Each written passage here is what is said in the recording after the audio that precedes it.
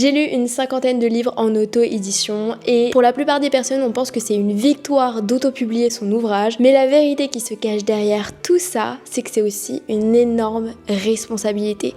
Des livres avec des fautes d'orthographe, des couvertures mal cadrées et un rendu non professionnel, c'est les coulisses de l'auto-édition. Dans cette vidéo, on va retrouver plein d'erreurs que font les auteurs auto-édités et pourquoi est-ce qu'il faut absolument que tu ne fasses pas les mêmes. Je vais t'expliquer comment est-ce que tu vas pouvoir publier ton livre en auto-édition. Et si tu ne me connais pas encore, je m'appelle Meili Chen, ça fait 5 ans que je suis dans le monde de l'écriture et l'édition de livres. Aujourd'hui, j'accompagne les entrepreneurs principalement dans l'écriture, l'édition, la communication de leurs livres. Donc si toi aujourd'hui tu as envie d'écrire ton livre mais tu ne sais pas comment faire, tu ne sais pas par où commencer et tu as besoin d'un accompagnement individuel, tu peux candidater à notre programme Auteur Leader en cliquant dans le premier lien dans la description. Tu auras mon agenda et celui de l'équipe et tu pourras prendre rendez-vous avec nous pour justement te lancer ou pas. Sur ce, c'est parti pour cette vidéo.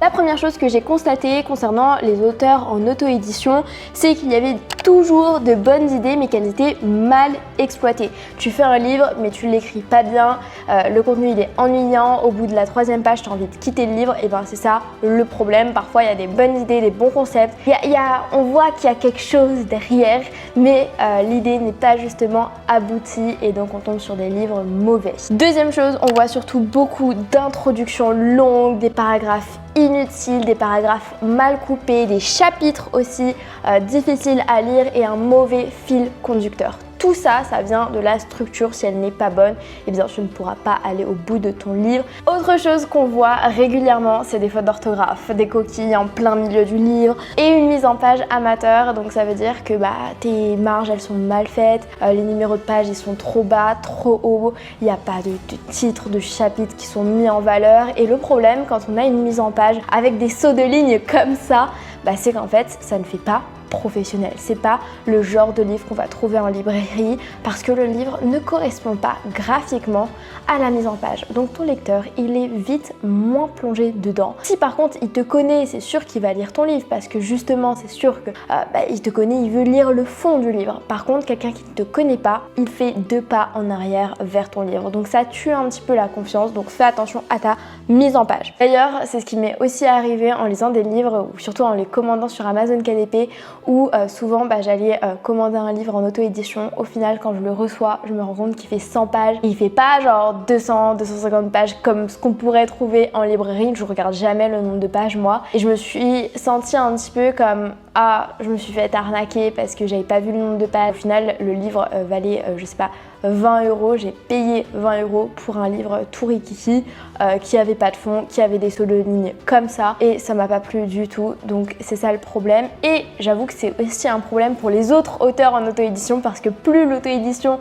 devient, on va dire, minable aux yeux de tout le monde, plus les auteurs vont moins vendre en auto-édition. Donc si tu veux un livre qui renforce ta crédibilité au lieu de la tuer sur le marché, n'oublie pas de prendre rendez-vous dès maintenant avec moi ou un membre de mon équipe dans l'objectif de t'aider, de t'accompagner de manière personnelle et individualisée pour t'aider dans l'écriture, l'édition, la communication d'un livre. Nous, niveau édition, on va soit en auto-édition sur plusieurs plateformes différentes pour que ton livre soit bien référencé, soit professionnel. Et en maison d'édition aussi, on va te chercher des contrats avec ton éditeur. Au-delà de tout ça, on s'occupe de tout, t'as pas besoin de te dire ok comment je vais faire la mise en page, où est-ce que je mets la photo, où est-ce que je mets le titre, les marges, on fait tout pour toi. Donc les 3 erreurs fatales pour moi de l'auto-édition, c'est une structure, un positionnement pas clair du livre. Deuxième chose, le fond il peut être souvent bon mais la forme est à fuir, la forme est pas agréable pour le lecteur. D'ailleurs, dis-moi dans les commentaires si t'aimerais que je fasse une vidéo sur comment réaliser la mise en page d'un livre en auto-édition. Troisième chose,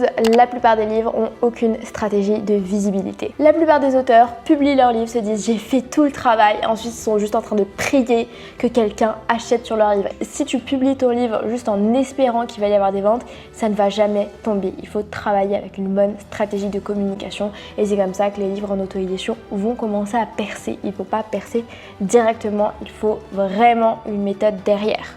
Donc si jamais tu veux faire en sorte que ton livre devienne un vrai levier pour ton image, pour ton business, pour ton autorité, prends rendez-vous avec moi ou un membre de mon équipe. Sur ce, on a fait le tour des livres en auto-édition. J'espère que ça t'aura pas dégoûté d'acheter des livres en auto-édition. Il faut les soutenir, ces auteurs-là, mais il faut faire attention évidemment à la qualité des ouvrages qu'on peut avoir à l'intérieur de la plateforme, donc Amazon, mais comme plein d'autres plateformes en auto-édition. J'espère que ça t'aura aidé à éviter ces erreurs-là, à te mettre en garde.